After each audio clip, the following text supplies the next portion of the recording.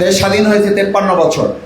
আপনারা মুরব্বীর এখানে আছেন, আমাদের তখন জন্ম হয় নাই, আমাদের জন্ম হয়েছে স্বাধীনের পরে। কিন্তু আমাদের সৌভাগ্য, স্বাধীনের পরে জন্ম হলেও আমাদেরকে রাজাকার উপাধি শুনতে হয়। আলহামদুলিল্লাহ, দেশের প্রয়োজনে, জাতির প্রয়োজনে, ইসলামের প্রয়োজনে এরকম রাজাকার, এরকম আর অন্য কোনো গালি যদি আমার আসে, আমাদের মন খারাপ হবে না? আমরা আনন্দিত হব, আনন্দিত হব। কারণ বাংলাদেশ জামাত ইসলামীকে এরকম রাজাকার, এরকম আলবদর আল শামস উপাধি দেওয়া হয়েছে।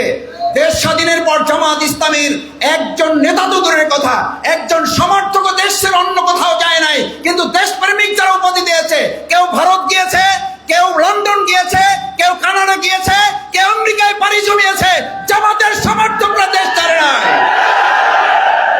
তার মানে আমরা রাজাকার নই, আমরা প্রকৃত দেশপ্রেমিক হিসাবে ফাঁসির মঞ্চে গিয়েছি। এই দেশ থেকে আমরা কোথাও যাই না, ইনশাআল্লাহ আমরা কথা দিচ্ছি, এই দেশে আমরা কোথাও পালাই নাই, আমরা পালাচ্ছি না, আমরা পালাবো না।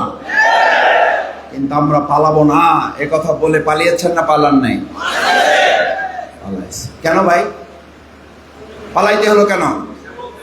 আপনারা এত উদার হইলেন কেন? আমরা তো আপনাদেরকে দেশ ত্যাগ করতে বলি না, আমরা বলছিলাম কি ত্যাগ করতে, কিন্তু ওনারা এত উদার হয়ে গেলেন, এত ভালো হয়ে গেলেন, এত ত্যাগী পরিবার হয়ে গেলেন।